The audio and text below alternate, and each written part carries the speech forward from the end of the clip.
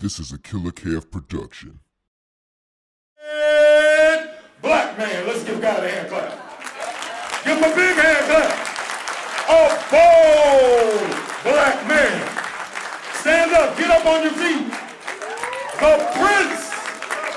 Come on, let's give him a Detroit welcome. Don't nobody welcome him like Detroit.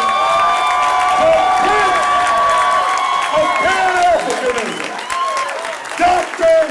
Umar Johnson. Somebody say, Black Power. Throw your fist up in the air. Black Power. Umar. We love you. We gonna work together and build Black Power. Black Power.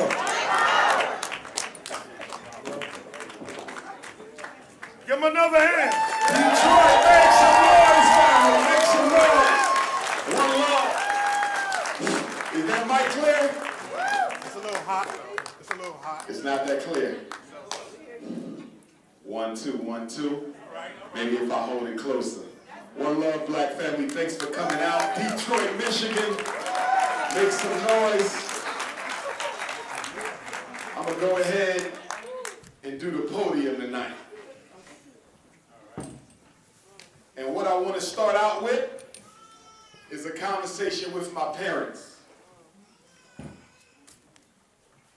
We don't mind if the babies talk because that's the ancestors talking. So let them talk. Immunizations, parents. I need you to slow down on getting your children shot up. There was evidence that came out of the Food and Drug Administration a couple of months ago, even a couple of years ago, by white scientists, because I know some of us don't believe what black people say, that proved beyond a shadow of a doubt that there is in fact a link between black boys, autism, and immunizations. This is not me. This is not conspiracy theory. This is coming from researchers from the Food and Drug Administration. Now you might ask, if that be the case, what can I do as a parent to keep my child from getting shots if they attend Detroit Public School? Build your school, build your school. It's coming, Queen Mother. She got the Holy Spirit tonight, the Black African Holy Ghost. Ashe. So what y'all need to know is all 50 United States have a medical exemption for public and charter school. If you can get your doctor to write a letter exempting your child from immunizations, that letter goes to the school secretary and life goes on as usual. All 50 states have medical exemption. 18 states have a personal family belief exemption. You need to do your research to see if Michigan is one of those states that has a personal family belief exemption. That means all you have to do is say, I don't agree with it. All you have to do is say, I don't trust white folks. Notarize it and give it to the secretary, and life goes on. The other 32 states allow for religious exemption. Some religions don't allow immunization. The church does, so you can't say I'm a born-again Christian so my children don't get shots, because they'll give them twice the shots now. So you might have to invent a religion so you don't have to immunize your child. So you have 3 outs: medical, religious, personal family belief. But you do not have to immunize your child, except Mississippi, West Virginia, and California. In Mississippi, West Virginia, and California, they only allow medical. So in Detroit, you have not only medical, but you have at least religious, and possibly personal family belief. So you need to do your research. Now, let me give my 10 commandments for black parents. Commandment number 1, never go to the school by yourself. Mothers, take somebody with you. Fathers, take somebody with you. Y'all have to learn to stop going alone because you need a witness to the crime. You need someone who can testify on your behalf to exactly what was said about you and your child during that meeting. Too often we go to school meetings alone because we fail to recognize that the public school system is an extension of the mass incarceration system. It's a criminal enterprise. And when a mother goes to the Detroit public school alone with no witness, they will bully you, harass you, intimidate you, threaten you, forge your name, disrespect you. So you gotta have backup.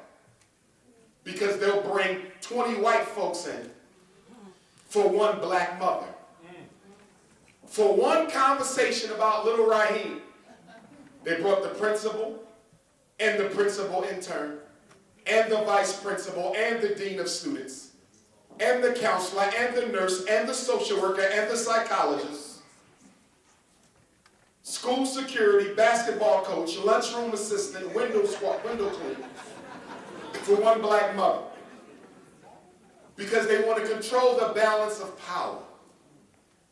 So you always take someone with you. And if you want, take 2 or 3 people with you. It doesn't have to be one. The more, the better. My family was visiting for Christmas. All 6 sisters, all 6 brothers, grandma, grandpa, and they wanted to come with us. And the white folks will say, well, I didn't know you were bringing so many people. And you will say, I didn't know you were bringing so many people. White folks don't operate well when there's a lot of us. They operate very well when there's only one of us. So stop going alone. Black father, the quickest way for you to get a restraining order from the public school is to go by yourself. The first time you raise your voice at that white teacher, she's going to say she felt threatened for her safety. You're going to be arrested. You'll get a restraining order in 2 weeks, and you'll never be allowed back into the school, even for graduation or report card pickup. Don't go alone. Rule number 2, stop telling the schools all your personal business. Black mothers, stop looking for sympathy from white teachers. Let me say it again. Black mothers, stop looking for sympathy from white teachers. They are not your friends. Let's be clear about something. The number 1 problem of black males in America is the white teacher and the white police officer. Let me say it one more time. The number 1 problem for black men in Detroit, black boys, is his white teacher and the white police officer. She makes a living setting him up for jail, and her husband makes a living locking him into the jail. She makes $50,000 on miseducation, and he makes $50,000 on mass incarceration, and they can live out in a Detroit suburb off the marginalization of your children. Let me give you a scenario of how this works. You walk into the school and you say, listen, Miss Slurbanowski, I just started a new job. My youngest son's father is in jail. My second youngest son's father, he was murdered, God forbid. I'm raising 3 kids on my own. I'm living in my mother's house. One room, I'm trying to get my life on track because I'm doing it alone. And I need y'all to stop calling me for everything he does. I cannot keep coming up here to take him out of school early because y'all can't handle him. I know it's not all y'all fault. He's going through something. His daddy's in jail. But can you please work with me? And Miss Slurbanowski going to look up at you and give you what you're looking for, false white sympathy. And she's going to say to you, oh, Miss Shaquita, I didn't realize black mothers had it so hard. Your story is so commanding, it almost makes me want to tear up. In fact, I really admire your strength as a mother. I don't know if I could do that. In fact, please forgive me, but you're my hero. And you think you won your son's teacher over. She gave you a hug. Y'all even prayed the white Jesus together before you left. And guess what happened right after you left? She ran down to Principal Silverstein in the main office and just told Principal Silverstein that that woman is sleeping in a one-bedroom home with 3 children. She's living off of her mother. She just started a new job. She's the only parent. I think for the sake of the children, we should call Detroit Child Protective Services so they can come and do an investigation on whether or not the house is fit for those babies. Now here's what I don't understand about white folks. They can care about our children whenever we're the perpetrators of the abuse. They don't hesitate to call when you're the perpetrator. But when one of them is the perpetrator, you never get a phone call. In fact, I would say, family, that child abuse occurs more in the schoolhouse than it does in your house. I've seen teachers destroy the self-respect and self-esteem and self-concept of black children on site. I've seen it, but I've never seen a teacher charged with child abuse. So don't go alone. Don't tell your business.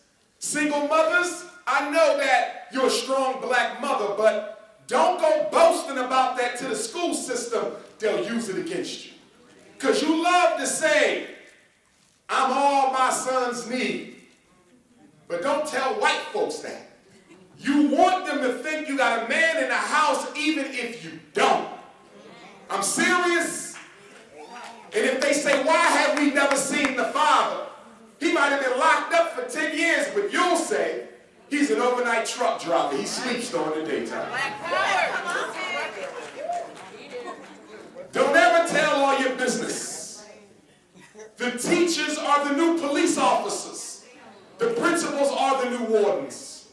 And what you say, just like in jail, in court, can and will be used against you and your children. Number 3, don't sign any paperwork, Detroit black family. Sign nothing until you take it home and read it first. I don't care if it's one sentence. Let me tell you what they don't do to white parents. They don't expect them to sign on the run.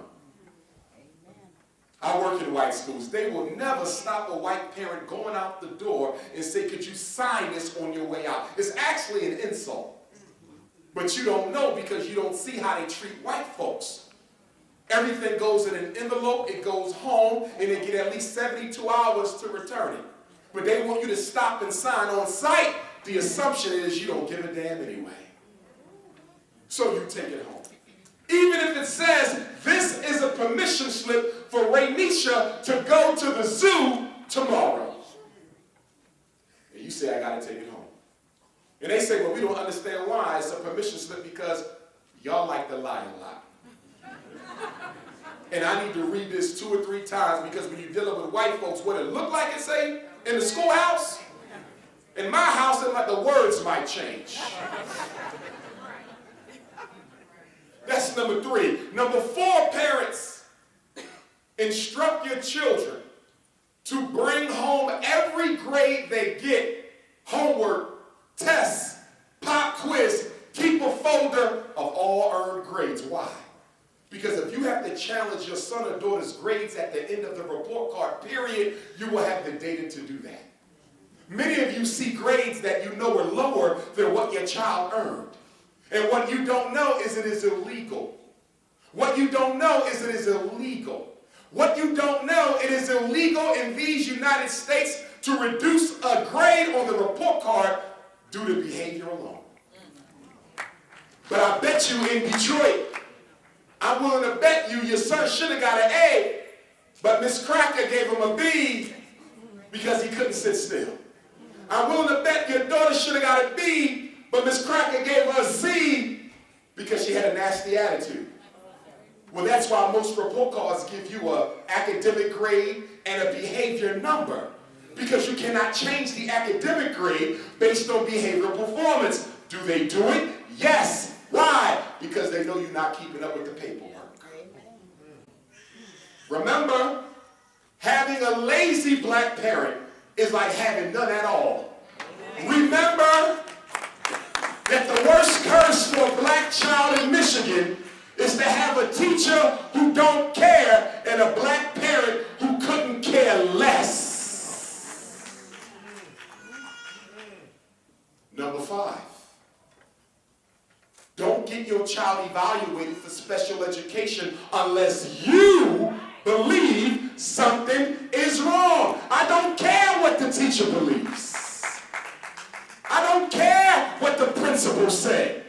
You are the mother. You carried this baby in utero for 9 months. No one knows him better than you. Why would you let a white person talk you out of what you know to be true about your children? Well, they said they just wanted to see. But do you think he had a reading disability? Well, I think he can't read because last year the teacher went out on maternity leave in January and my son had 16 substitutes from January to June, and the year before that he got suspended so much I don't even know how many days he was in class to learn. And the year before that he had a first-year teacher straight out of University of Michigan, can barely read a damn self. So no, Dr. Johnson, I don't really think it was a reading disability. So why did you let him get evaluated? I need y'all to understand something. You have a right to say no. Why do you keep saying yes?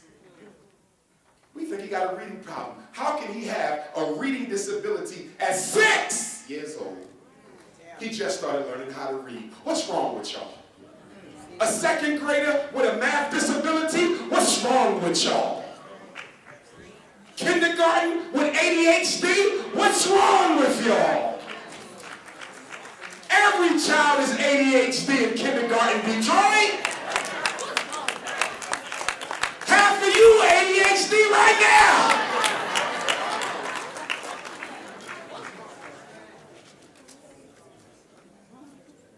Number 6, never get him evaluated for ADHD.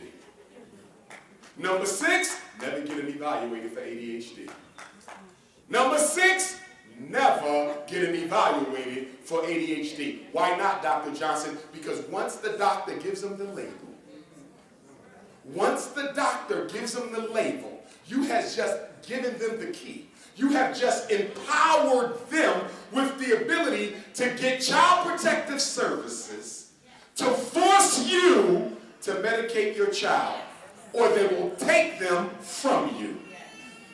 2015, the number 1 fastest growing reason for the removal of black children from the black household was failure to medicate. They are taking your children away from you because you're not giving them the dope. And let me be clear, the Ritalin is no different than the crack. Let's be clear, the Adderall is no different than the speed. The same drug that sent your son's father to jail, the same drug that sent your son's father to jail for 5 years, they will change the name from crack to Concerta and give it to little Raheem so he can sit still long enough to be miseducated by lazy-ass white females.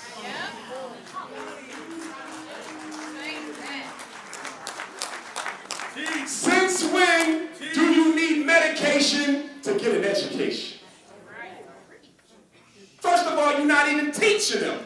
And most of the black boys diagnosed with ADHD are really mentally gifted, but you don't want to admit that.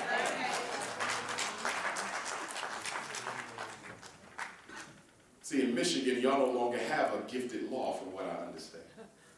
Your legislature removed it, so you can't get kids diagnosed and gifted necessarily unless the district has their own. Right. But you can still get them diagnosed on your own outside of school. And the truth of the matter is, for many of our boys who can't sit still, it's not a matter of hyperactivity, it's a matter of boredom.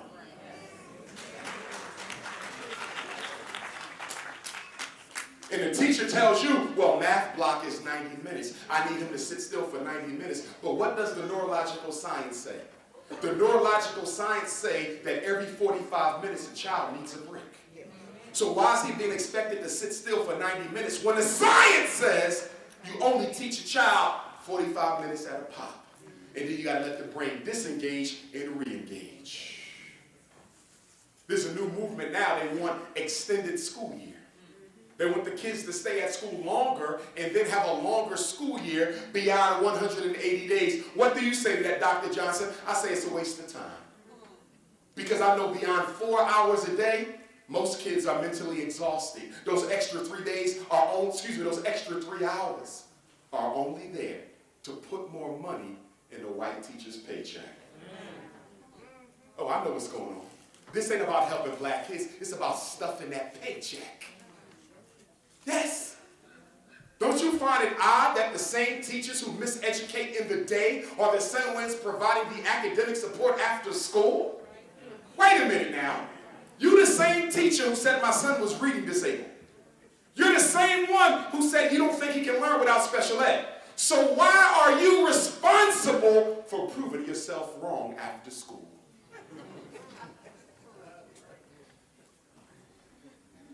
Next, black parents, for those of you who do have children in special ed, for those of you who do have children in special ed, if you do not believe special ed is benefiting your child, then you can take Detroit public schools to what's called due process with the State Department of Education. And you can make them pay for your special ed child to go to private school for free. This is the federal law. If a school district fails to educate a disabled child, whether he's deaf, blind, autistic, reading disabled, math disabled, emotionally disturbed, speech and language, brain injury, developmental delay, orthopedic impairment, whatever the classification, if your son been in special ed 5 years and still can't read, I think it's time for due process. I think it's time for you to get a free education off the public dollar. White folks do it all the time. They do it all the time. If you don't want your child in special ed anymore, all you have to do is call an IEP meeting and say, exit my son, give me the paperwork. They can challenge you, but few school districts will challenge a parent who wants to remove their kid from special ed. The power is in your hands. If you don't agree with the evaluation, you have a right to a second opinion. You find the psychologist, and they must conduct the evaluation. You're always in control. But what I need y'all to understand is that the learning disability is an opinion, not a fact. What do you think happens when your son comes into my office? What do you think happens when your daughter comes into my office and I shut the door? I give them the IQ test. I give them an achievement test. I give them an emotional assessment. I give them a psychological screener. I observe them in class. I interview you. I interview the teacher. I look at the previous evaluations. And based on what I see, I make an educated guess. I make an educated guess as to whether or not I think they might be learning disabled. Can I prove it? No. There's no blood test, no CAT scan, no MRI, no X-ray that can prove a learning disability. The same thing for ADHD, same thing for ODD, same thing for conduct disorder.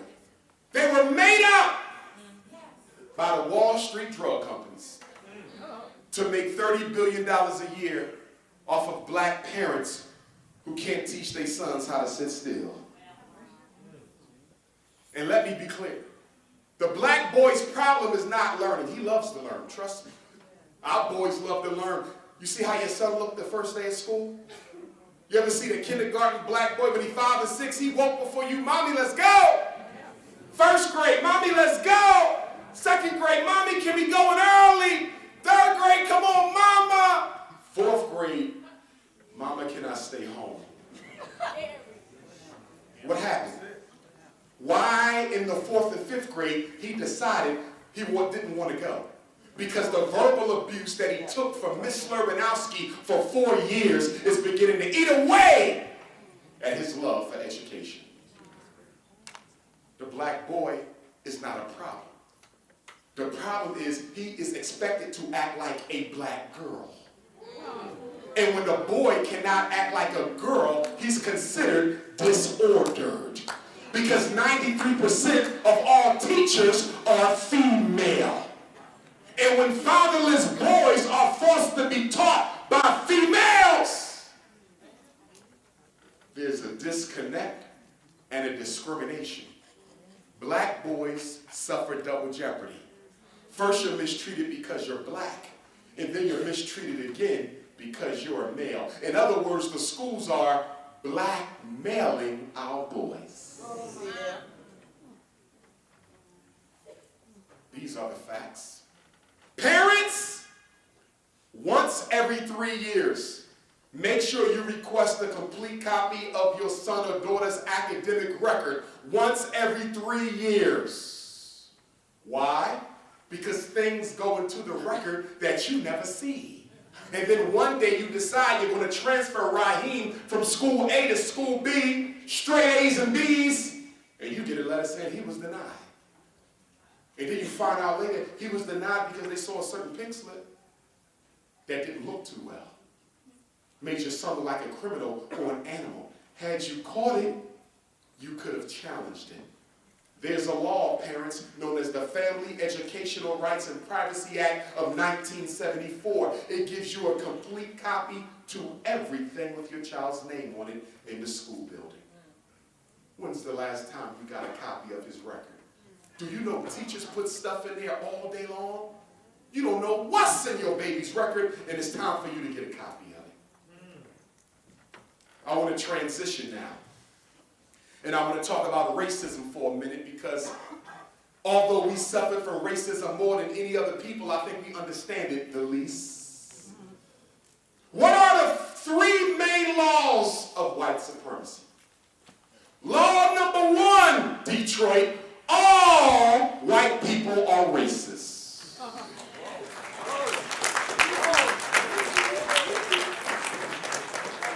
And I'm not being disrespectful to our visitors. You're more than welcome to be here tonight. Maybe you use the information and help somebody. I doubt it, but you might. All white people are racist. Everyone.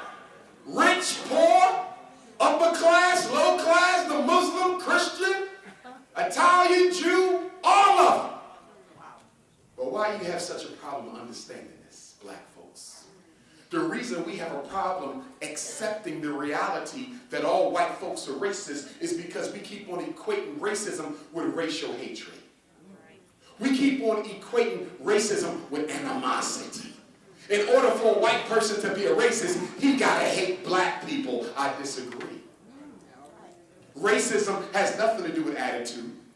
Racism has nothing to do with anger.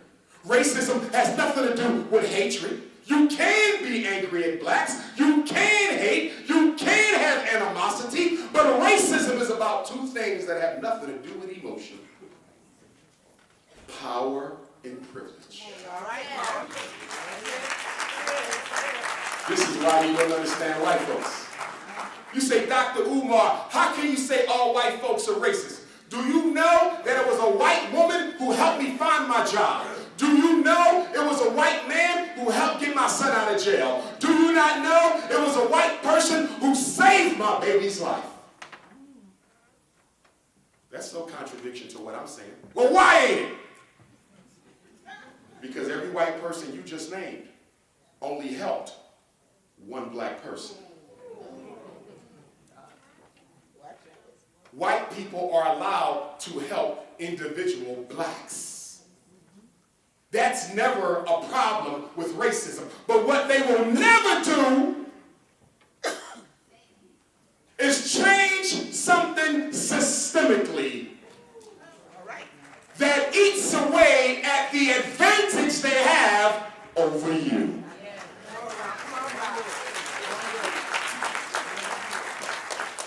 That means black man who loves white girl.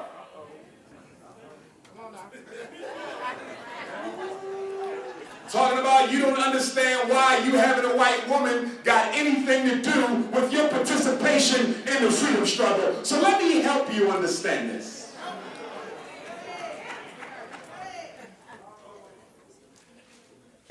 just a white woman, because some of y'all done went Chinese on me.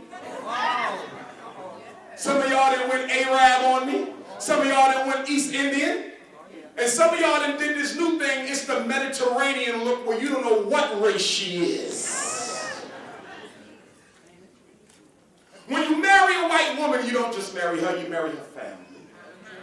You don't just marry the family, you marry the community. You don't just become part of a community, you marry her race. Everything good about it and not so good. In other words, by committing yourself to her, you commit yourself to racism itself. And no man, like Jesus said, can serve two masters. You will love one and hate the other, or shun one and cling to the other. But most importantly, women live longer than men do. Marriage is about business. You don't believe me? What are the two biggest reasons for divorce? Money and sex. You materialistic Negroes. Money and sex. Get my money and light my fire.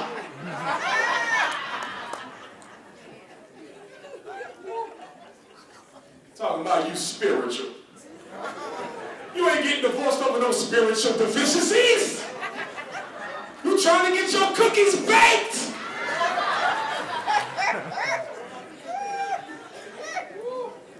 I'm so spiritual. Whatever. In the daytime, baby.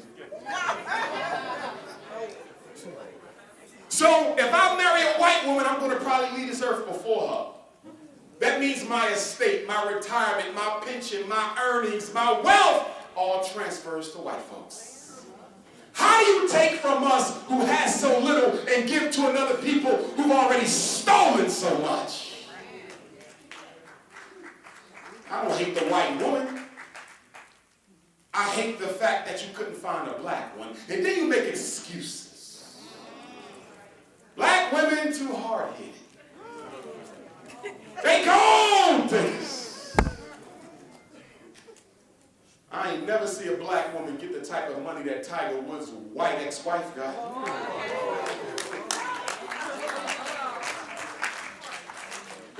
I ain't never seen a judge be that lenient with a sister than I've seen him be with a white woman. You got more to fear from marrying her and getting a divorce than ever being with a sister. But the truth of the matter is you just need to admit the fact that you have an inferiority complex. You feel inadequate compared to white males. And the best way for you to achieve a degree of psychological equality is to wife his woman. And in the process, commit your own form of racial extermination by seeing to it that your children have a little bit more of the master's DNA than you do. If the African-American woman is too much for you, brother, go get one from the Caribbean. I just came from there. Trust me, they single. If you think the Caribbean is too hard-headed, go to Canada. If you don't want a sister with a French accent up in Canada, go to the UK and get one with a British accent. You don't like that, you can go straight to the motherland. Every color you want. Butter almond, butter pecan, fudge, caramel, sweet brown sugar, chocolate! The darker the berry then. So there's no excuses because black women are the largest population on the earth. There's more black women than anything else. We have too much to choose from to go outside. But I will say, sisters, you have to stop beating brothers up with your education and income because we tired of hearing it. Your man don't need to hear every day that you could have bought it for yourself. He don't need to hear every day, I can do it by myself. Because if you keep on reminding him that, he's going to leave you there by yourself.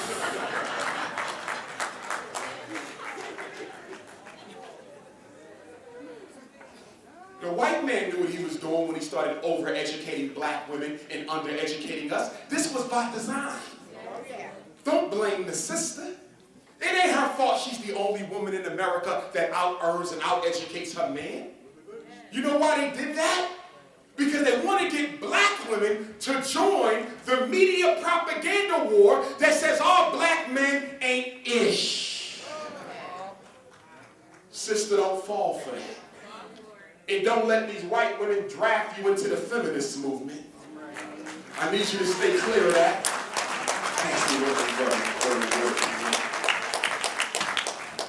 We don't need that. And what I find as a therapist is a lot of my feminist sisters, and I love you too, a lot of you have been hurt and abused through relationships and fatherlessness and sexual abuse, and you're trying to heal yourself by becoming opposed to black men. And that cannot work because God made us for each other. Show me a woman who says, I don't need a man. I'll show you a woman who don't need God either. You cannot exist without the other half. It's as true as it is for me as it is of you. Which is why when I have conversations with my lesbian sisters, respectful conversations, I joke with them sometimes. I said, you know why you still lesbian? Why? Because you ain't found the right alpha male yet.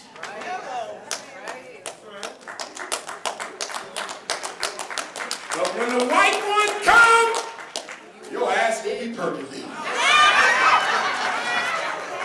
I promise you that. Some of y'all seen it before. Sister lesbian, but the right brother walk in that room and she's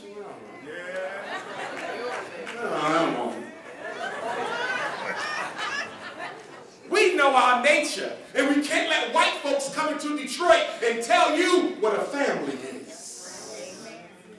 One of my issues with Obama is because before Barack Obama 8 years ago, homosexuality wasn't a normal family system in our community. Here we are 8 years later. That man has totally transformed black family culture in a way that is not advantageous for us. Obama was made president to sexually confuse our babies. That's why he was made president. Because if he was white and tried to homosexualize Detroit, you wouldn't have fell for it. If George Bush tried to homosexualize black America, he could have never got away with it. I don't blame Obama because to his credit, he never claimed to be for you. The problem is you took your immature Christ complex and you transposed it on an unwilling recipient. And you went to sleep for 8 long years. And now Trump is here with the alarm clock.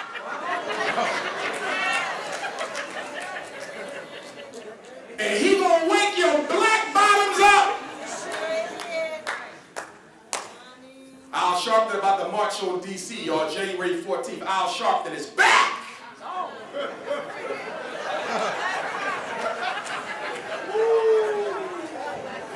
Where the hell you been for 8 years? You gonna march on Trump, but you ain't march on Obama? Listen, what is the job of the black leader in the 21st century? The job of the black leader in the 21st century is to broker deals with the power structure that gives you the illusion of inclusion. They don't give you real change, they give you superficial change. So Dr. Johnson, what do you mean between real and superficial? I mean that they will give you a black person in a high office, but that black person don't have the ability to do what needs to be done for you while they're in that office. Which is why I've always told you, me and Minister Malik Shabazz had this conversation, I'm not crazy about black elected officials. I don't mind them, but I'm not crazy about them because as long as their campaigns are financed by the white Democratic Party of Michigan, As long as their campaigns are financed by the white Democratic Party of Michigan, guess whose agenda they're going to carry out after they get elected? The white Democratic Party of Michigan. If you want black power, you got to finance black politicians out of your pocket. See, I'm tired of black people talking about, what do we do? What do we do? Where do we start? You know what you need to do, and you know where to start, but you don't want the truth. You want to be lied to, and so you are. You want people to tell you you can march your way out of this. You want people to tell you you can pray your way out of this. You want people to tell you you can vote your way out of this. You want people to tell you you can sympathize your way out of this. The only way you're going to get free is doing what everybody else did to get free. So you got 3 psychological issues we talked about yesterday on Minister's Show. Let me tell you what keep black folks with me. 3 psychological hang-ups. Number 1, you're overly dependent on God to solve your problems. Can I be honest? Can I please be honest? Let me tell you why I consider us to be a mentally ill people. Who do you know got $1.5 trillion at their disposal? Will go out and buy sneakers, cars, hair, rims, Jordans, and then go home and pray to God for a better life. I've never seen nothing like it. In fact, I think the white man deserves an award. The white man deserves one award for the greatest invention of the modern times. And do you know what that is? The Negro. You're the only living, breathing organism on the face of earth that works against your own best interest without having to be paid to do so. You will self-destruct without instructions. Your self-hate is so deep that you can't even see it no more. It's normalized. Our problem ain't our problem. Our problem is getting the rest of you committed enough to implement the solution for it.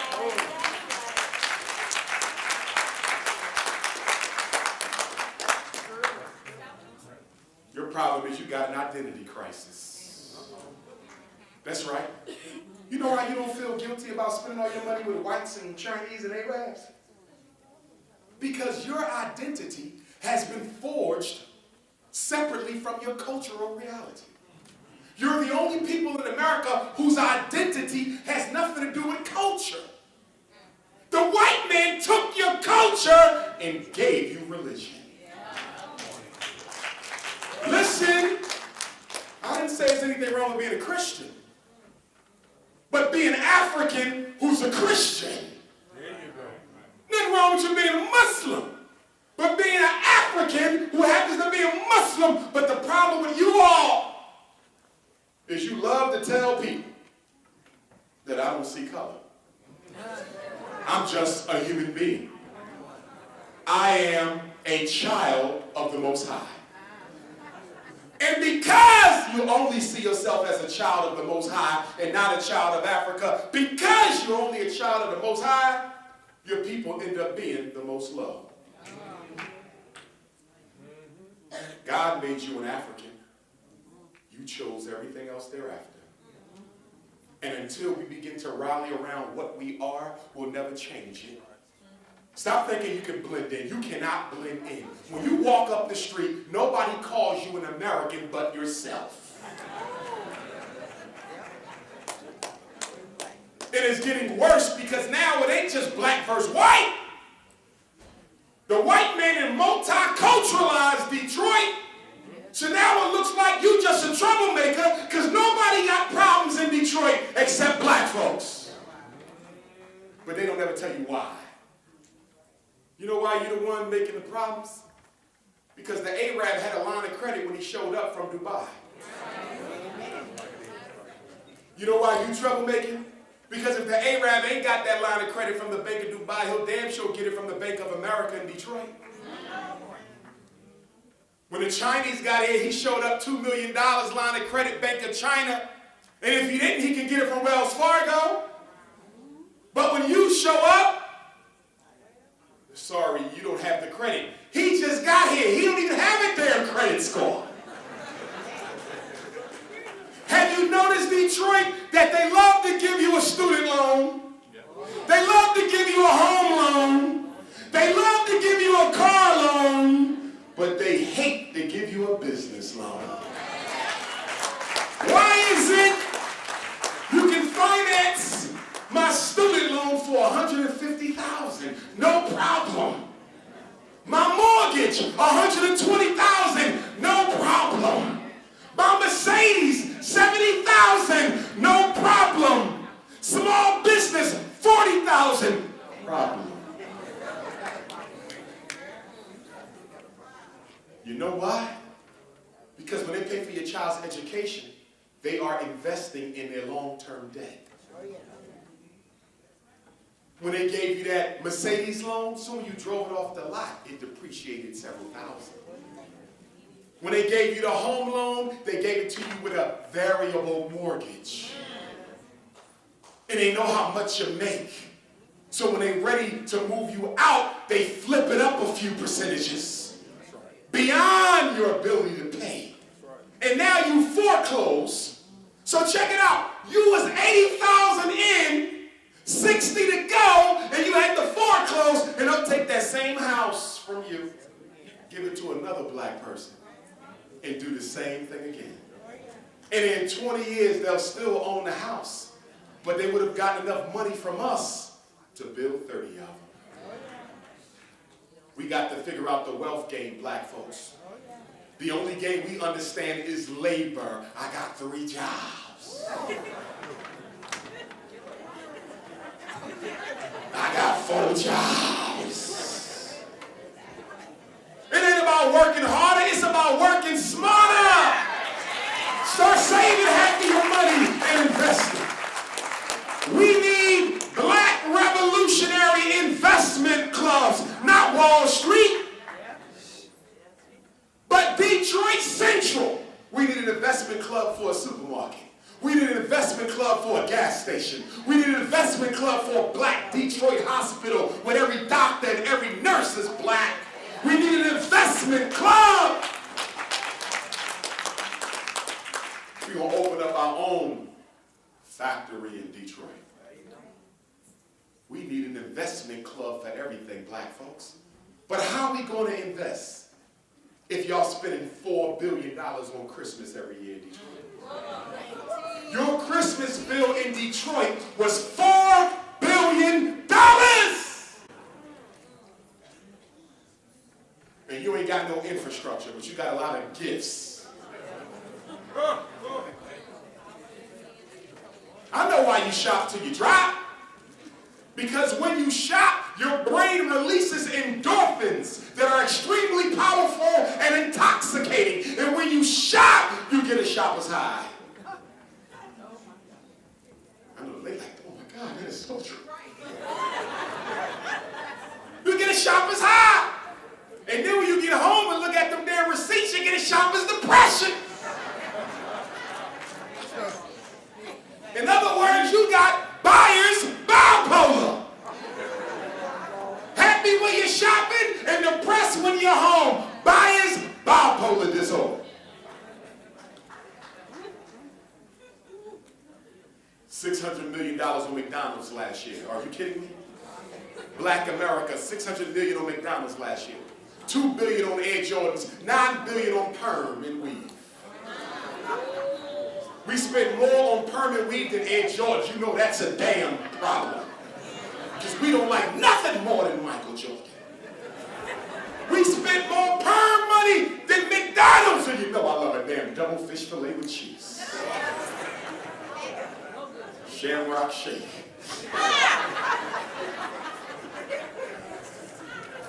Two apple pies for $1.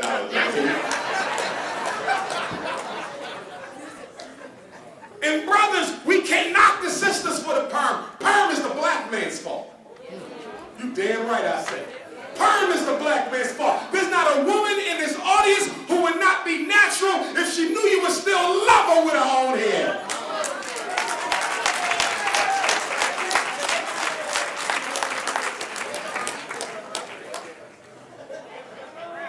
We in the house of the Lord. God is my witness. I got a text message today. I don't know where the sister was from, but I got a text message today. She said, Doc, because of you, I went natural, and I'm never going back again. If we let them know we love them, they'll get rid of it.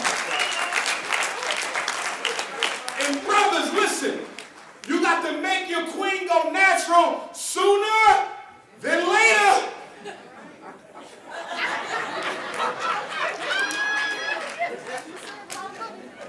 Because once she get that scalp burn,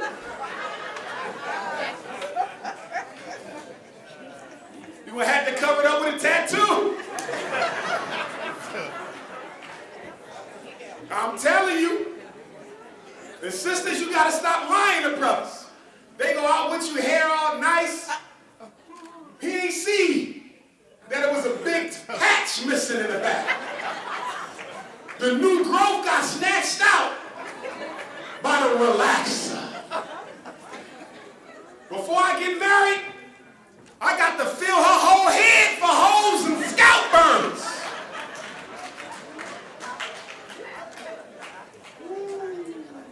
I used to cut hair, so I know. On the top, y'all be looking good, and then like a half Kojak with a Bobby Brown on the side. But yes, brothers, we can convince the sisters to go natural. It's all up to us.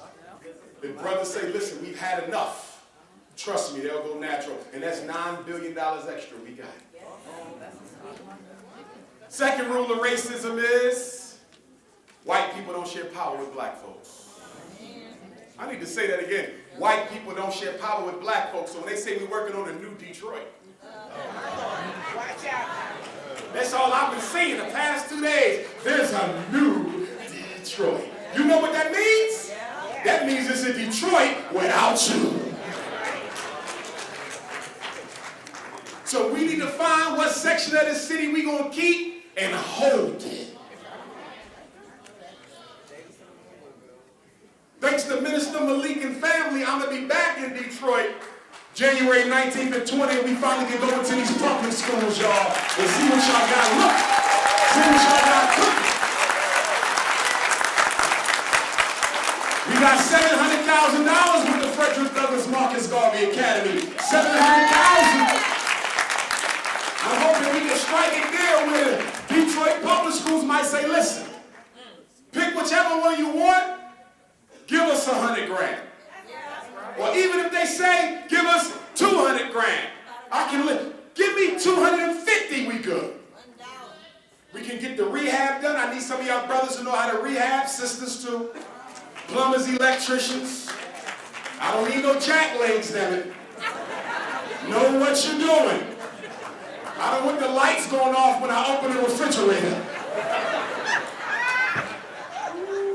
You flush the toilet and the Christmas tree light up. I'm not looking for that. I need certifications and licenses.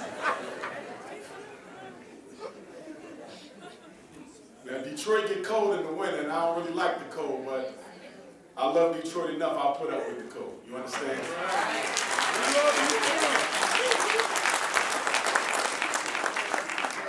And the third rule of racism is white folks will do anything to achieve their goal. And what is their goal for black folks? It ain't oppression no more. It ain't suppression. It ain't repression. It ain't marginalization. The new goal for Detroit blacks is extermination. Prison or cemetery, choose. And the only way we're going to reverse that is if we do something about it. In other words, until you hate racism more than each other,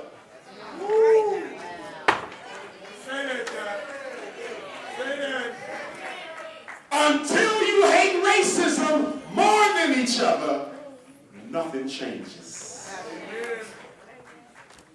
Until you love black progress more than empire and housewives, nothing will change. What if all the black women in Detroit got together and say, hey ladies, how much you spend on hair? How much you spending? They put all that together and we got $2 billion and black women could just put the Korean hair care industry on strike and rebuild the whole world. love each other enough. Some of you can't wait to send your children to college. I need you to think twice about it. College is a setup. Did you hear me? College is a setup. I'm going to say it again. College is a setup. Now, let me clarify, because some of y'all going to say this nigga got 6 degrees telling me my child can't get one. Let me clarify. I went to college in 1992 as a freshman. That's 25 years ago. College still meant something when I was there. Today, what does it mean? Raise your hand if you owe student loans. Look around. Look around. Look around. You would think they're giving out cheese. Look around. You can put them down now.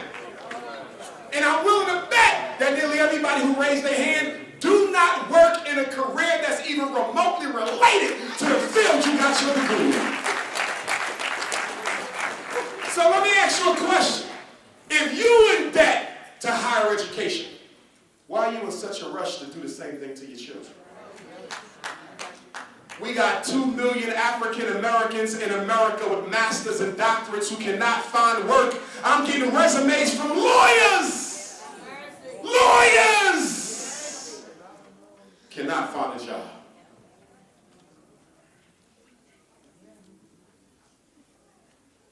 You send your child to the University of Michigan, Iowa State, University of Pennsylvania, Cincinnati University, and they come back with a PhD in earthworm technology. Your daughter was the valedictorian magna cum laude, top of the class, on how earthworms get their twerk on. Can I ask you a question? Even though she was at the top of the class, even though she got a doctorate, even though she was magna, is there a job waiting for her in Detroit anyway? Do you not know that every college offers over 100 degrees, but only 30 are relevant? You don't send your child off to college and you don't guide their decisions. No, baby, what you thinking about majoring in? Well, you know, I really love European medieval art. Well, guess what, you bougie black child? You can study European medieval art, but you can do that at the public library. But you ain't spending $30,000 of my money to look at naked white men in statues. Make sure your child is majoring in something relevant. Your son got a master's in black community organization. And all the teachers were white. Your daughter got a liberal arts degree. Really, baby? Liberal arts? You're going to be so liberal, you won't even be able to find a job. You'll be liberated from working. Let me tell you how they destroyed Detroit in 4 steps. Let me tell you how they made the ghetto in 4 steps. Let me tell you how they made a black underclass in Motown in 4 steps. 1970, de-industrialize your high schools. Beginning in 1970, they came into Motown, they came into Philadelphia, they came into Brooklyn, they came into Los Angeles, they came into Baltimore, and they start taking out the plumbing program. They start taking about the electrician's program, the carpentry program, the auto mechanic program, the auto body program, the masonry, the chefing programs. And they brought in college prep. And nobody told you that college prep was nothing more than prison prep. We walked off the blue-collar jobs. We told our kids, you ain't working in the streets. You ain't getting dirty. I want my son to wear a suit and a tie. But you fail to realize that brothers and sisters who get their hands dirty can sometimes make more money than those of us who wear the suits and a tie.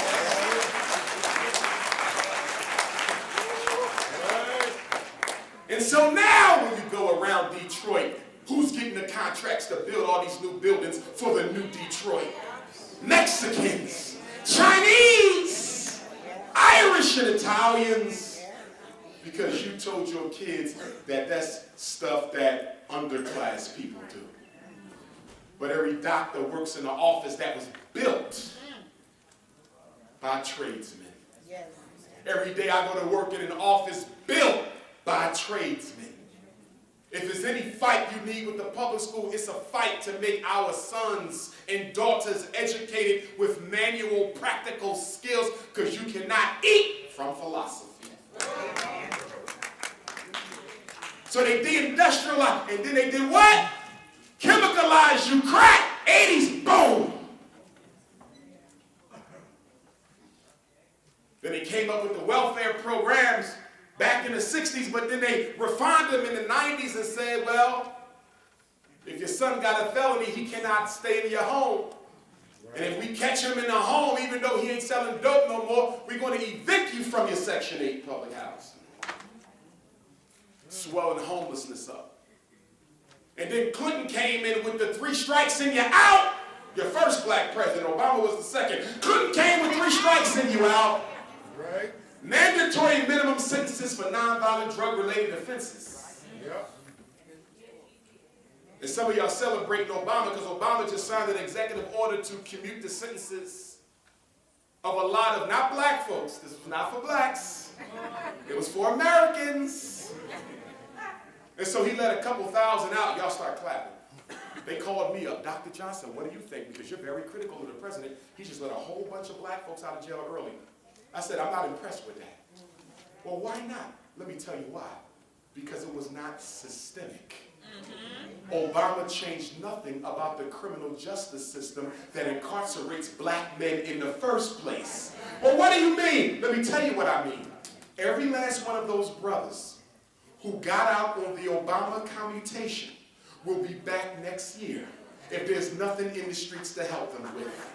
If you teach a man to fish, he can feed himself for the rest of his life. But if you only make him a fish, he'll eat for one day. Listen, y'all. Detroit, you got to get politically wise.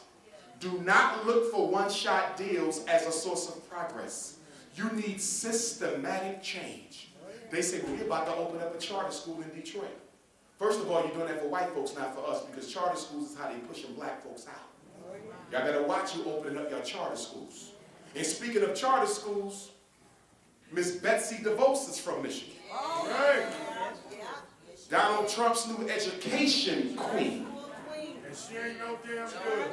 And she's going to charterize the whole black America, and she's pro-choice. Now, some of y'all in here pro-choice too. You say, Dr. Johnson, if the public school will give me $5,000 to pay for my kid to go to a private school, why would you hate on that? You know why I'm going to hate on that? Because you think about yourself and other parents who can afford to pay the difference. But what about the black mothers in Detroit with 5 kids?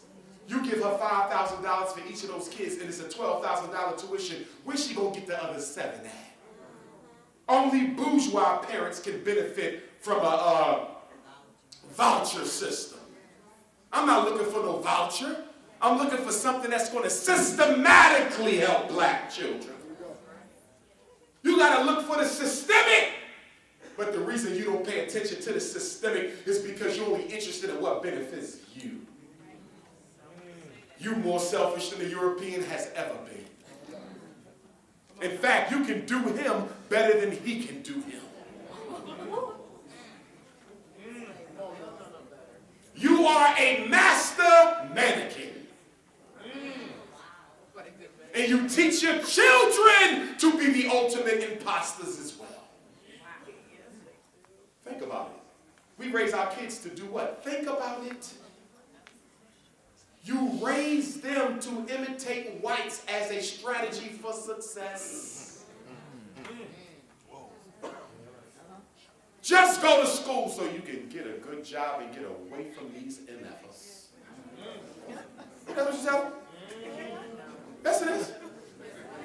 You ain't telling your kids that you're going to fight for black folks and you're going to stay loyal to the hood and you ain't going to move out of it until you do something for them. You don't tell them that. Yes, we do, but you. A couple of you do. Most of you don't. Black kids ain't raised like Chinese kids. They raised as a group. European Jews, group. Black folks, individuals. And the reason you love being an individual because you want no reference or reminder that you are African in any way, shape, form, or fashion. And as a Pan-Africanist, I laugh at us because I know that the only way we fix this is by rallying behind our racial heritage. Your color is the criteria by which you determine who you will consult with. If a Chinese is working and he's hungry, he's not going to buy from you. He can be freezing cold in the middle of a Detroit winter and he will go hungry until he comes across another Chinese to buy from. Because his cultural commitment is so strong. The European Jew cultural commitment is so strong. The Italians' cultural commitment is so strong, but you have none. 7 cents of every black dollar stays in Detroit. The other 93 goes to empower your oppressors even more. And the black church, not this one, but the other ones,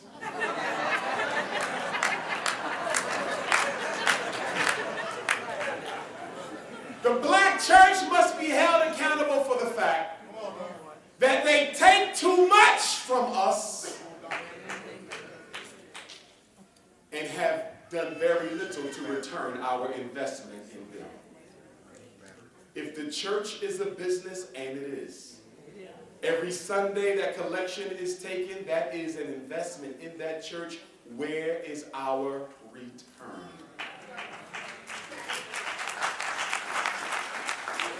I'm not talking religious doctrine, I'm talking religious politics. All these mega churches in Detroit, all these mega churches, but you don't have a school for our children. All these mega churches, you ain't got a supermarket. All these mega churches, you ain't got a hospital for our aging elders. How can you claim to be doing God's word, but you comfortable with your congregation living in the devil's den? Run game on black folks. You gonna go to church on Sunday, that's in 48 hours. You will say, Pastor, I came from the Dr. Umar lecture. Pastor, we need black power. I don't want to pray today. We need black power. And the pastor gonna say, you looking for power, huh? That's what you telling me, some black power stuff? That's what that Umar got? Okay. He gonna go to his Bible.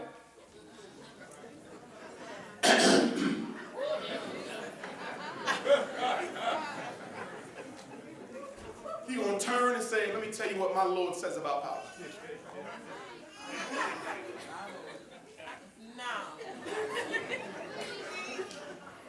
The Lord says, blessed are the meek, for they shall inherit the earth.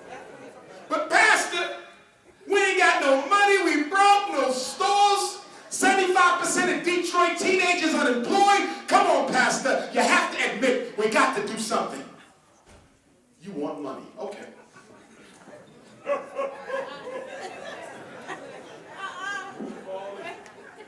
Here we go. The Lord said, blessed are the poor, for they shall inherit the kingdom of God. But Pastor Dr. Umar said black people only own 1/2 of all the wealth in America, and that our ownership of the wealth of America hasn't even changed 1 percentage point since 1865 when freedom came 150 years later, and we still only own 1/2 of 1% of America's wealth. Wealth? Okay.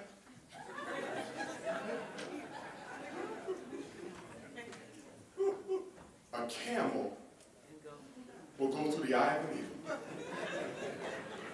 before a rich man will enter the kingdom of God. Well, what about police brutality? Trayvon and Sandra and Michael and Eric and Philando, Tamir, Pastor, I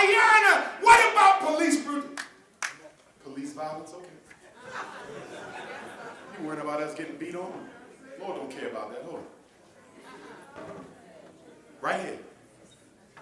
If a man should spite you on one cheek,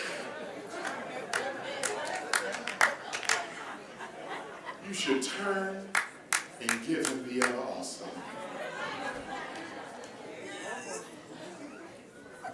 Everything we need to do as a people to get up and stand up, you're told it's a sin in church.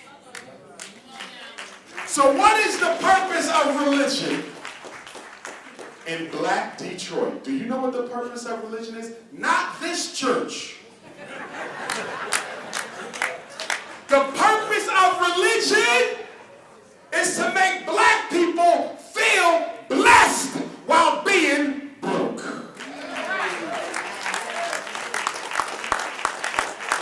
The purpose of religion is to make you feel like you have it all when you have nothing. The purpose of religion is to take your mind away from the things that matter in this life and worry about what happens in the after. So I say to you, respectfully, that any religion that tells me I have to die in order to experience heaven, while the Chinese has his right here, and while the Chinese has his right here, is a religion I don't need. My religion is Black power and is African redemption. Isn't it amazing that we're the only people in America who got to go one place to pray and another to help ourselves? Chinese can pray in the Chinese church and then have a conversation on how they're going to open up 10 more filthy stop and goes in the middle of your hood. European Jews can go to the synagogue and talk about how they're going to finance the new Detroit without Black folks in it. You're the only people who got to leave the house of God in order to do work for God's children. That means your religion ain't holy. Because in order for religion to be holy, it has to cater to all the problems of your reality. To be holy, you got to hold me down.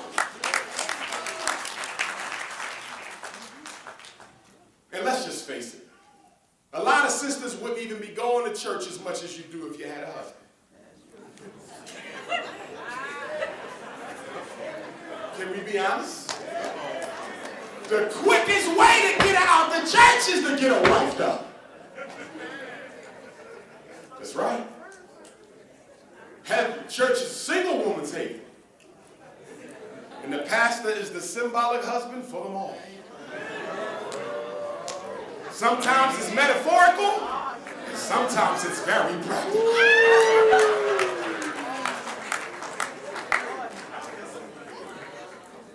I want to talk about Willie Lynch for a minute if I can. And then I'll begin to wrap it up. Willie Lynch came to America to teach the slave masters how to control Black folks. He taught them a lot. But there's 3 things in particular I want to focus on, Detroit. Now, I don't care if Willie Lynch existed or not, that's irrelevant. Right. Because the science is exact. It's like for people who beat up on the Bible. The Bible teaches a lot of profound spiritual truths. It uses metaphors to do so. Now, if you want to believe that Moses actually parted the ocean, that's your psychological hang-up. But for me, it is a symbolic spiritual truth. I don't go to the Bible for history. I go to the Bible to inspire me. See, we need education. But you know what Black folks need more than education? You need inspiration. Because your spirit is depressed. Black people suffer from a tranquilizing pessimism that keeps us from doing together. You notice whenever you want to do something right, somebody tell you it won't work. And my elders, I love my elders, but some of you are the first to tell us how you did the same thing in your day and it didn't work. Stop killing the spirit of the next generation.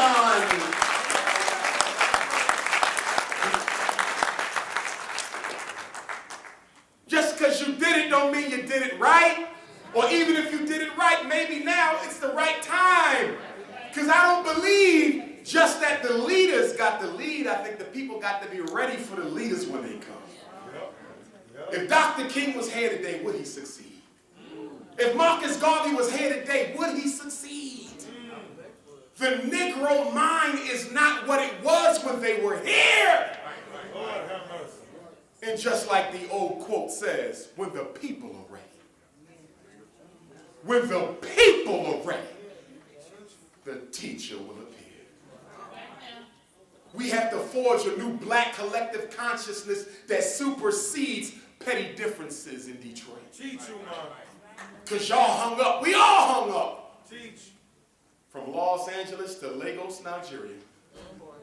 From the Bahamas to Birmingham, England, wherever I go, I got to do a meeting with black folks fighting over nonsense. Skin color, education, religion, political philosophy. We have no forgiveness for each other, but all the forgiveness for white folks. I keep hearing Negroes say we got to forgive white folks for slavery, but you won't forgive your next door neighbor for taking your parking spot. Teach, Umar. You know why you don't want to invest in you? What's the main reason black folks don't want to invest in ourselves? Because you consider us to be worthless. You only invest in things that you value. And because you don't value black life, you'd rather invest in something outside of it. We got to change the mindset. The first thing Willie Lynch taught was you got to take the tongue of your African slaves, force them to speak English. Don't let them speak that Zulu, that Tweet, that Swahili, that Igbo, that Xhosa. Don't let them. Because when people speak their native language, they will still behave like they did as natives. They will never forget who they were before you found them. You cannot make a slave who knows who he is. But the slave master didn't listen. Slave master said, if I catch you reading, I'll take that finger off. I catch you writing, I'll slice your thumb. These were real punishments, by the way. You ever see pictures of enslaved Africans? They say, why are all his fingers missing? 9 times out of 10, that was an African who was trying to read. Which is why you have to stop this multicultural, we all one family stuff. Because that's what they're using to push the black agenda off the table. Because everybody's eating off of you, but nobody wants to eat with you. Multiculturalism. We don't have nothing in common with nobody. We built this damn country, not the Arabs, not the East Indians, not the Mexicans, not the white folks. I built America. I get special treatment because I did. I'm the only people in the history of this country. I'm the only people in the history of this world who served as a slave and yet was not considered to be a human being. Do you know that? Because white folks are quick to tell you that we were all slaves. What they crying about? That's true. A lot of human groups the British were slaves to the Germans. It's true. But nobody was ever stripped of their humanity but you. And you've been stripped of it so long, you still behave like an animal. We're the only people in the world whose slavery allowed the master to own your entire family in perpetuity. He didn't just own you, he owned the baby in your stomach. Mothers, could you imagine that? You got a baby growing in your tummy and the master tells you that I can't wait for it to get here because I already got an offer of $500 for it. Y'all forget that. They didn't just own you, they owned the grandkids and the great-grandkids. And when they died, the grandkids became your master. How do you own an entire lineage of people? Never before until the white man. And your Ma'afa was the only one where the whole world benefited and nobody did a damn thing about it. You trying to blend in. You better learn how to stand out. That's right. You got to be unapologetic or not at all. I don't want to make too much noise. That's the quickest way to be ignored. And being ignored is the path to extermination. So because we didn't learn the white man's language, we kept our own. Which means that even now in Detroit, most of you in this auditorium, you don't speak English, you speak Ebonics, African tongue. You just use English words. The vernacular is European, but the expression is African. The rhythm is African. The structure is African. The philosophy is African. Let me explain. When white people teach, they teach, or they talk rather, with consonants at the end of most words. They will say, Miss Slurbanowski is going to have supper with us tonight at McDonald's.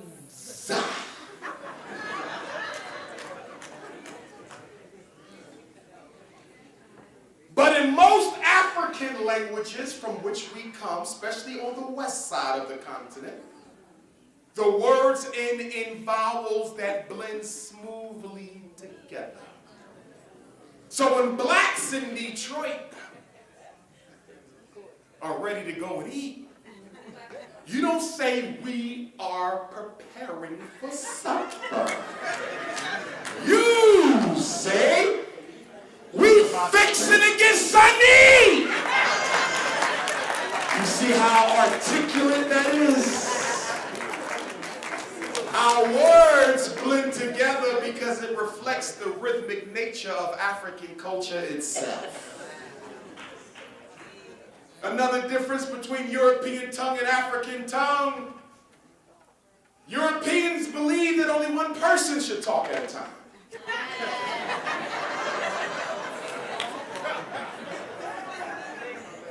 Because the culture is vertical, not horizontal.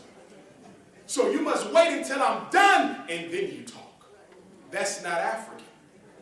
That's why you love cutting each other off.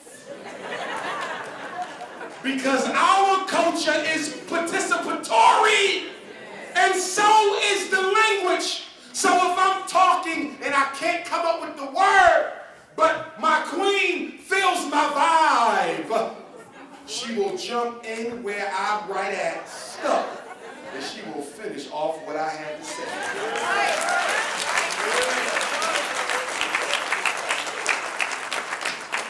Which takes me to the third difference between white language and African language. White language respects communication of the idea and the thought. African language, we respect effective communication of the idea and the thought, but there's something deeper for us. We're looking not to understand what you said. We are looking to understand what exactly did you mean by what you said. For black people, it is not what you say, but what you meant. We're not listening for words, we're listening for the vibration behind the words.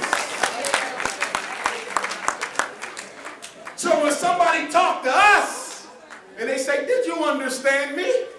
You say, I understand what you said, but I felt what your hating ass meant.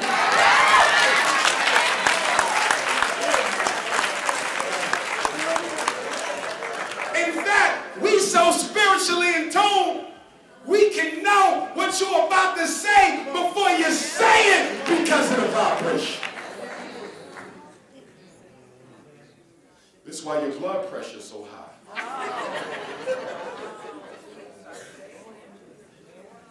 This is why you suffer from hypertension. You want to know why?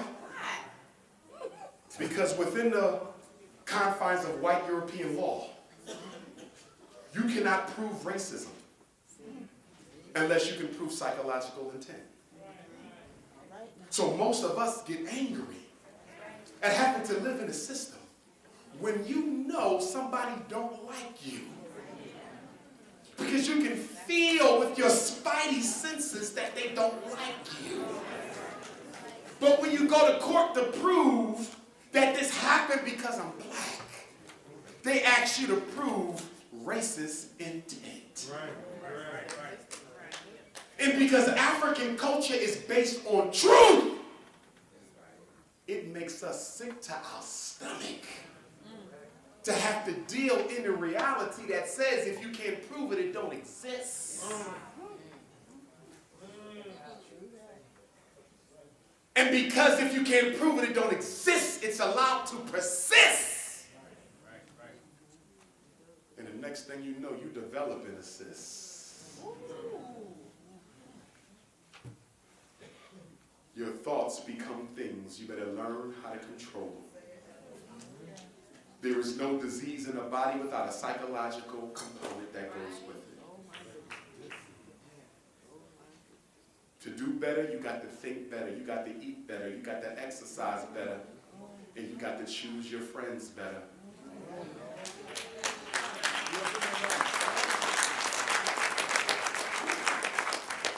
And then Willie Lynn said that you got to put petty differences amongst blacks. And then the last thing he said was you got to destroy the black woman's respect for the black man.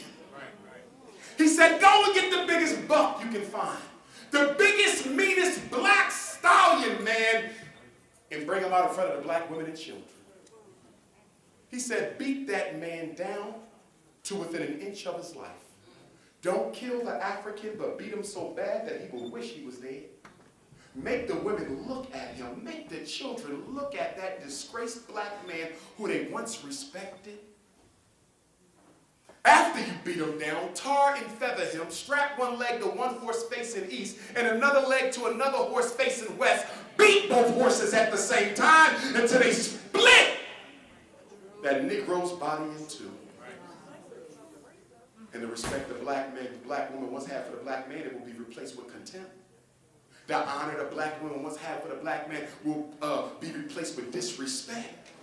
In fact, the black woman will be so tired of seeing the black man reduced to nothing that she might endeavor to become a black man herself. And Willie Lynn said the greatest effect of this is that that black baby boy that is developing in her stomach, she'll be so afraid that he'll lose his life like his daddy did, that she won't raise him as a boy. She'll raise him as a girl. Public schools are designed to effeminize black boys. And the number one purpose of public school is to teach black boys that you have no power within this system. That's right. Schools are about socialization, not education. Your son can't read, but he know white folks are in charge. Your daughter can't spell, but she knows she better never say nothing against George Washington or Thomas Jefferson, even though they owned hundreds of slaves. Right? Your child can't write, but they know every word of the Star-Spangled Banner. Detroit schools ain't here to teach, they're here to indoctrinate. I said public education is a religion.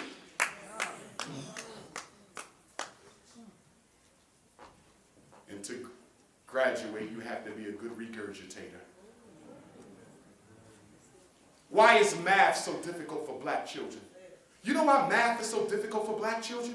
Because it's the only subject you cannot pass with memorization and regurgitation. You can get straight A's in school knowing nothing. All you have to do is memorize and regurgitate. But with math, you have to understand the concept. And then you have to apply the concept. So you think your child has a math disability, but he really has a lazy disability. And you mothers, stop calling me up talking about why is it taking my son 5 hours to get his homework done. The reason it's taking your son 5 hours to get his homework done is because you let him take 5 hours to get his homework. My single black mothers, I commend you for the job you've done raising our sons without the daddy home. But I need you to do a better job. Because some of you are turning your sons into the exact type of man that you yourself would never want to marry. He's a shiftless, lazy, unmotivated, don't want to go to school, job, have a Negro. How are we going to get better men for the women if you ain't making none? Right. That's right. And black man, you need to be helping these sisters who raising these boys on their own to stop walking by them like it's their problem. It's our problem. And you should be willing to be a father figure for that young man without looking for no quid pro quo cookies in return.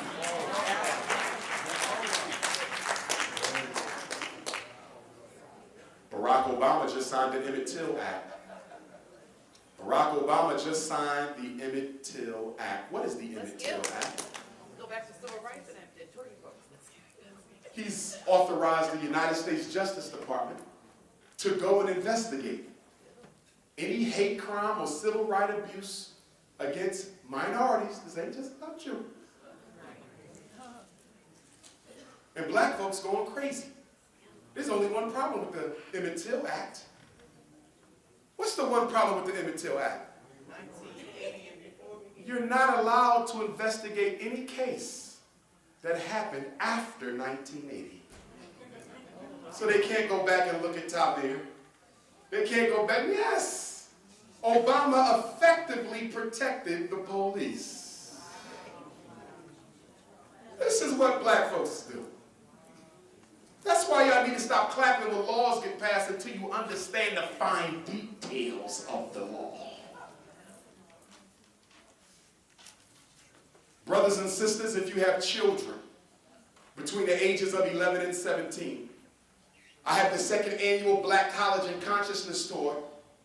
Mark your calendars, June 28th to July 12th. June 28th to July the 12th, 14 days and 14 nights with your 11 through 17-year-old boys and girls.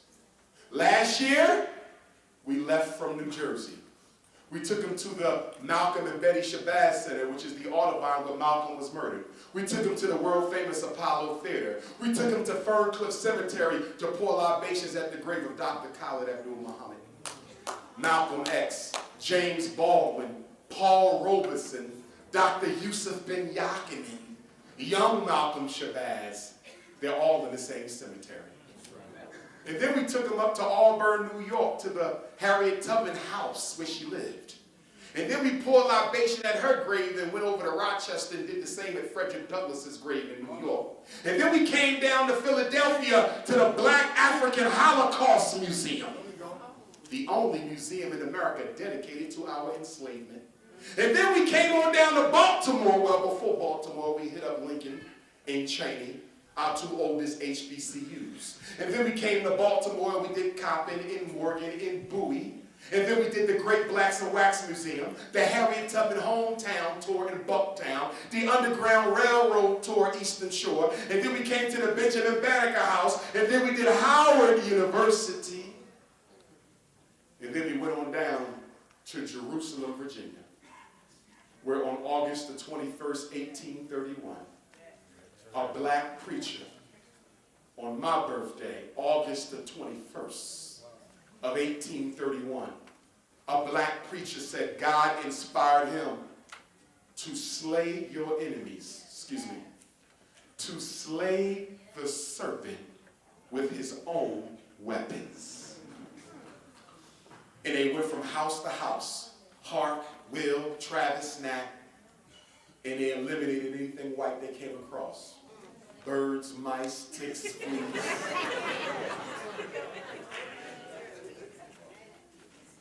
Nat was captured, and before they marched Nat across the street to hang him on 11/11, November 11th, perfect synchronicity.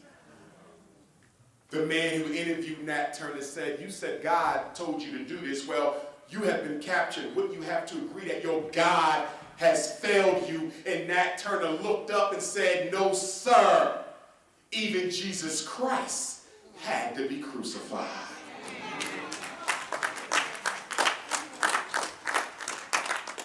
When they caught Denmark Vesey in Richmond, Virginia, the year Nat was born, 1800, when Denmark Vesey was pronounced guilty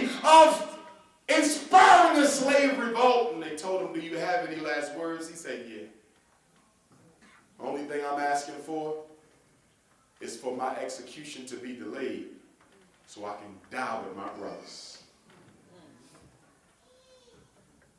Brothers and sisters, we don't come from cowardly people. We come from people who went to their death gladly so you could live. And then we went to Dorney Park and Great Adventures, and we played paintball in the park, and we went to the movies, and we ate at different restaurants, and at the evening in the hotel room, brothers and sisters, we did seminars on different things that's important for our kids. Doing well in school, peer pressure, fatherlessness, conflict resolution, white supremacy, African history and culture. That was last year. This year, we leave it from Atlanta, so you got to get your child to Atlanta. You can fly in Amtrak, Megabus, Greyhound. Atlanta, we're going to do the South Tour. Now we're going to do Morehouse, Clark, Spelman.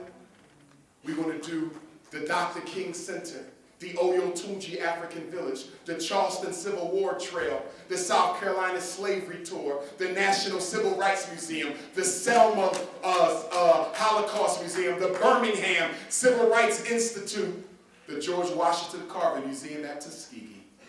If you got a son or daughter between 11 and 17, I pray to God you didn't spend all that money on Christmas gifts. Because your son or daughter need to be with Dr. Umar this summer, getting that black college, black consciousness experience, becoming unapologetically African. But let me say this, Detroit. Don't send your child with me this summer unless you're ready for them to be revolutionized. Because I promise you that 11 to 12-year-old boy will come back home, kick open your door, and say, Mama, take that weave off your damn head!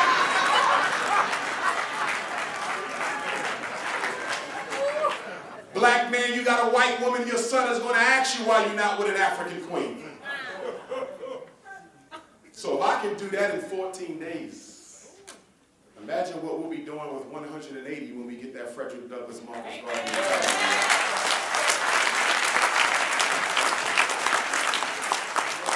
Brothers and sisters, I've made up my mind.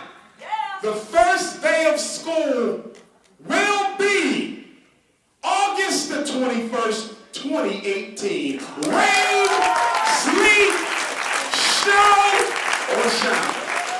We got 600 days. 2017, we must find the school. 2018, we will open the school. And you know what's so ironic?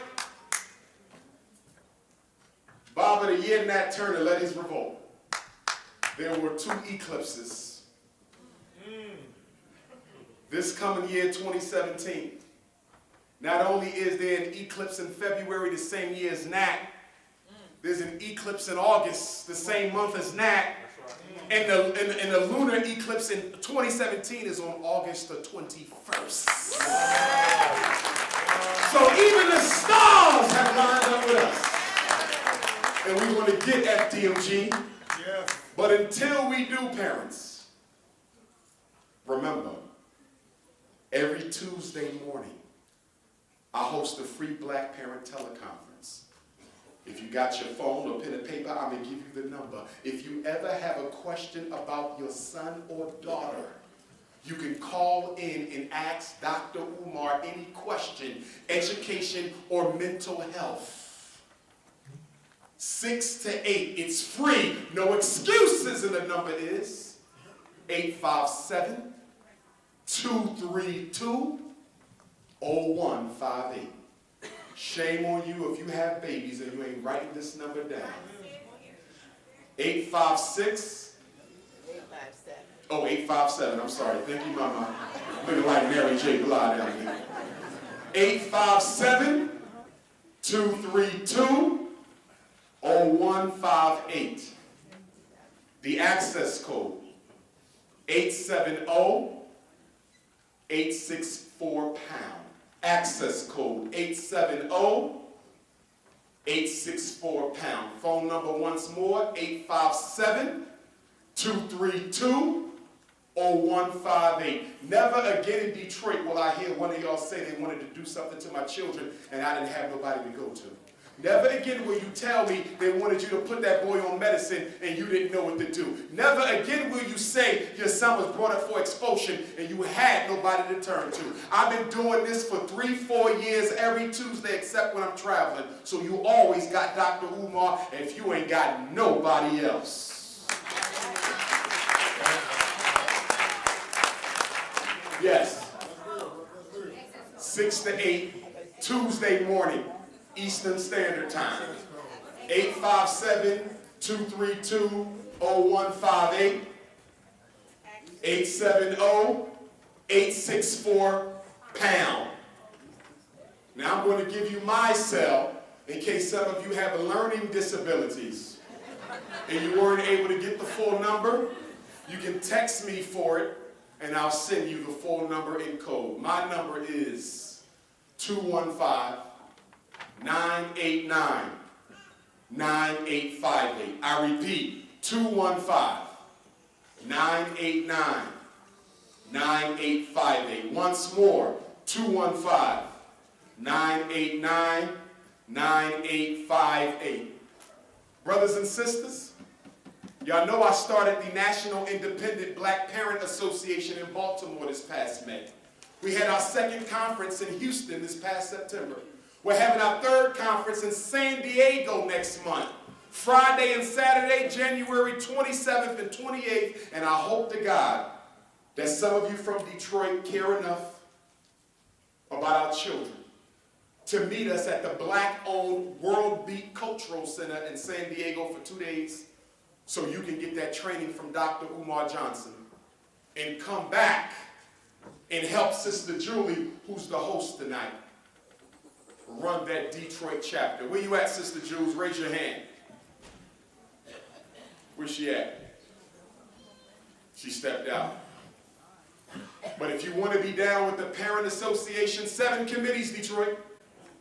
Special ed, to keep our kids out of special ed. How many black kids in special ed in Detroit? How long are they in? What are the schools doing with the special ed money? Because you know special ed is a business. You know special ed is a racket. You know special ed is a hustle. Do you know every time I put a kid in special ed, the school gets a welfare check at the end of the month? Special ed is money, baby. One kid is worth $7,000. How much is 7,000 kids worth? How many black kids in special ed in Detroit? What is that bill and budget? We got to get organized. How many black kids were suspended from school in Detroit last year? How many were expelled from school last year? We would have a homeschool committee. Who wants to homeschool their children but need some help? We got to organize all these hands in here.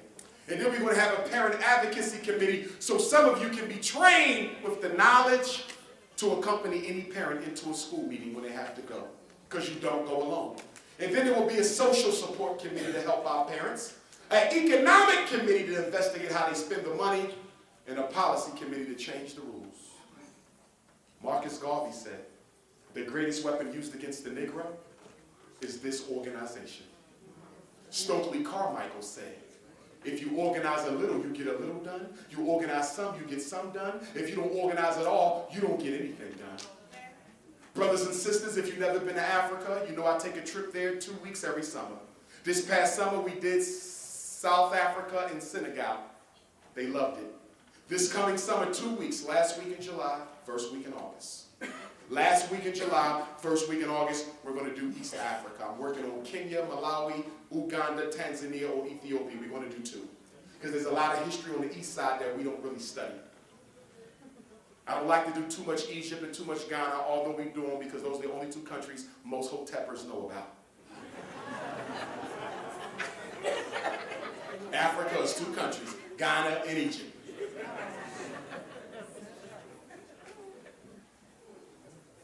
If some of you want to go to Africa with me for 90 days, y'all know I'm working on a repatriation task force. For those of y'all who really committed, we're going to Africa for 90 days straight. You got to be able to be 90 days. We're going to live there. We're going to investigate. You will be on the economic team to study economics. You will be on the medical team to study the medical care. You might be on a religious team to study the religious institutions. You might be on a business team to research import and export. Yes? And then we're going to do what? Pull our money together and buy about 200 acres of land. and we're going to start building a community for Africans who want to go back to Africa. Who's ready to quit America right now? Who said, I'm tired of this. I need a new credit score. I'm ready to go to Africa. We're going to do it.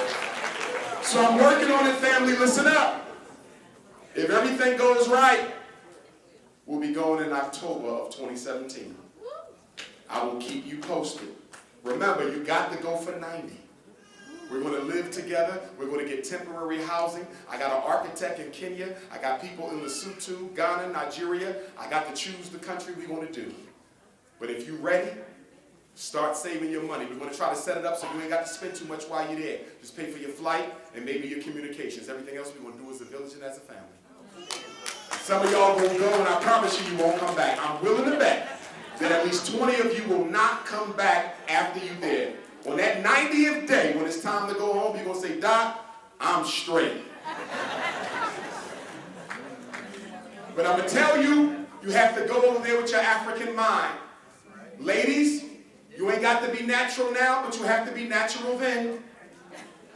Fellas, you cannot bring your non-African queens with you to this. No basketballs or cell phones or video games. We're going to help, not to hurt and condition. So you got to have your African mind, but this is serious.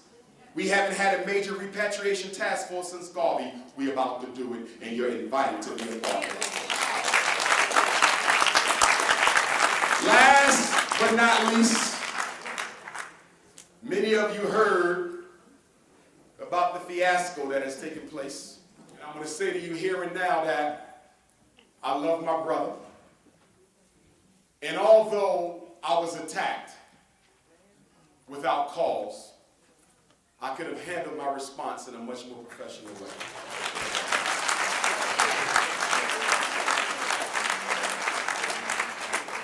So I apologize to those of you who support me who felt disappointed. And I apologize to our children and our elders. But there's one group of you I don't apologize to. And that would be those Negroes who made memes.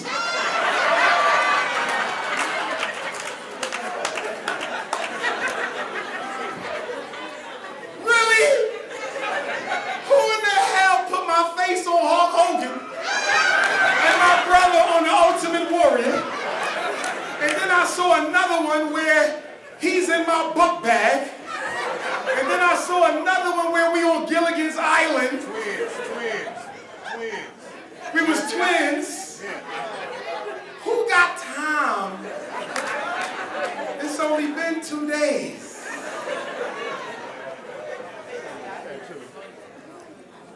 But those of you who follow the conscious community, which ain't too conscious at all, y'all know I called for a meeting of the elders, right?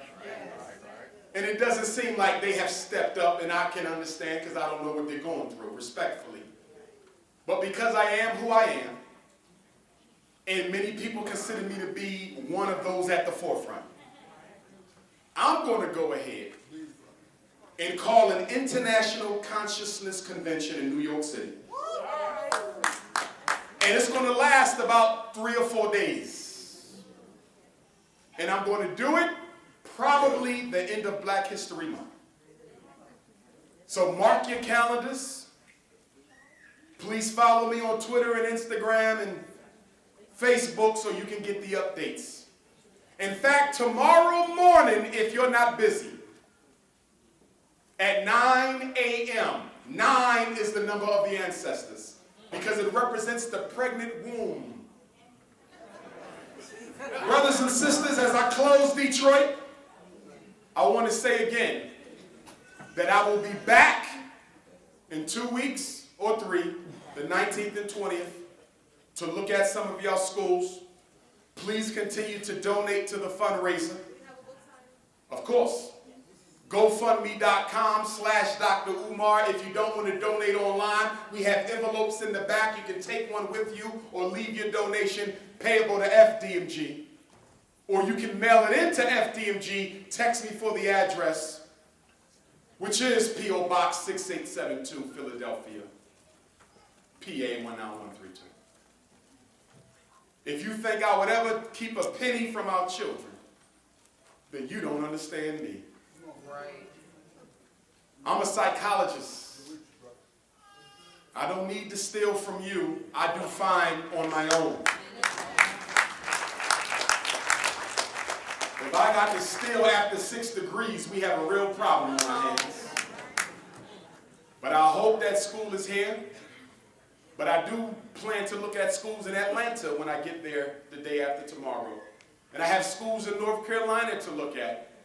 And I was just talking last night to some friends of mine. I said, what if it comes down to Atlanta and Detroit?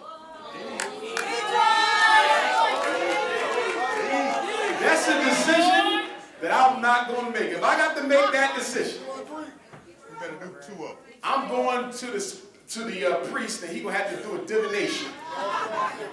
Because if I choose y'all, ATL going to get me. And if I choose ATL, y'all going to get me. I'm going to have 30 more memes. But hopefully, it's Motown. And if I get here, brothers and sisters, that's the safe part. But then we're going to buy up a couple blocks.